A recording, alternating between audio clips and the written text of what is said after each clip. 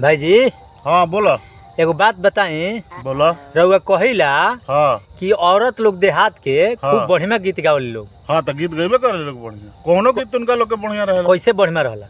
तू पूछा ना कौन गीत तारा अरे खराब हई लगे? गीतिया ना गावल लोग कि कटहर के जड़ त सुतली फलाना बहू। तो खराब का लगल हो?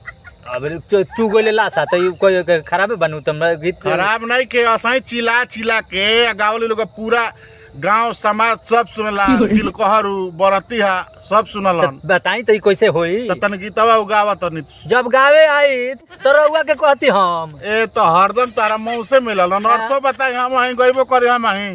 तोरा जाओ तब काहे के तेरे कहले कि हम अथिए बनी। तो ठीक वाला सुना तो बानी का और हम जानत तो सुनाई अर्थ जानता ये गावले लोग। हां अरे कटहर के जड़ तरी सुतली फलाने बहू।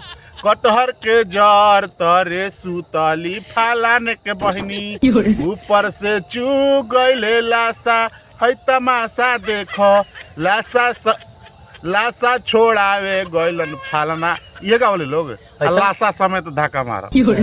एक बहुत बढ़िया अर्थ बा। कैसे बा बताइम तब नु। एगो लड़का के शादी रहे। अच्छा तो जान जाके ओकर शादी रहे तो ओकर बड़ भाई के पहले ही से बियाह भई रहे। हां तो उ लड़का पहले देखल गांव देहात में चाहे भी हो के करो बियाह शादी होला त हितई नतई के लगुआ बड़े लोग चाहे जे भी बोलावल जाला। तो बड़का भाई अपन उ सरहज के बोलैले रहन। अच्छा तो सरहज के बोलैले रहन आ ओही दिन इनका घर से लड़का के बारात निकल रहे। तो बारात निकल रहे तो पहले गांव घर में जे घर गीतवा गवाई रहे तो घर लाइन बिजली ना रहे। दो घर तो दिए बरत रहे। हाँ तो लाइन बिजली ना रहे तो बारात गई रहे आ गर्मी के दिन रहे। तो गर्मी के दिनवा में गांव देहात में देखल गांव घर में पेड़ लागल रहे। वहीं के करो घर तो गाना में कटहर के पेड़ लागल रहे। अच्छा तो गर्मी कल ही रहे।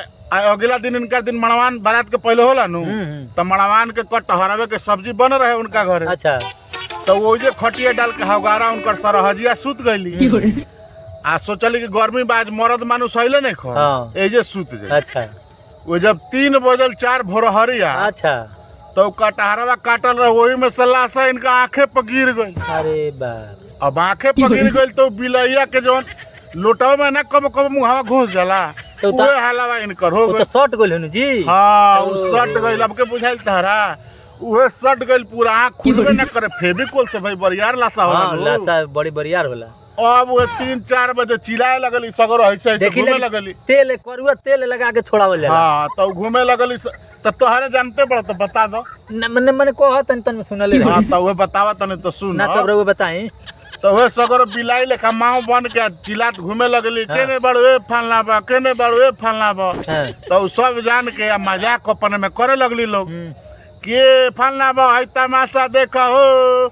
ऐसे ऐसे उनका के लाशा तो लगल रहे आंख में। अच्छा लाशा समेत धक्का मारा। अरे बाप रे तो कतना बढ़िया अर्थ रहे। बात ठीक है कहत तला कि ना मेहरारू लोग औरत लोग कोनो गीत गावली ओकरा पीछे बढ़िया राज छुप रहेला।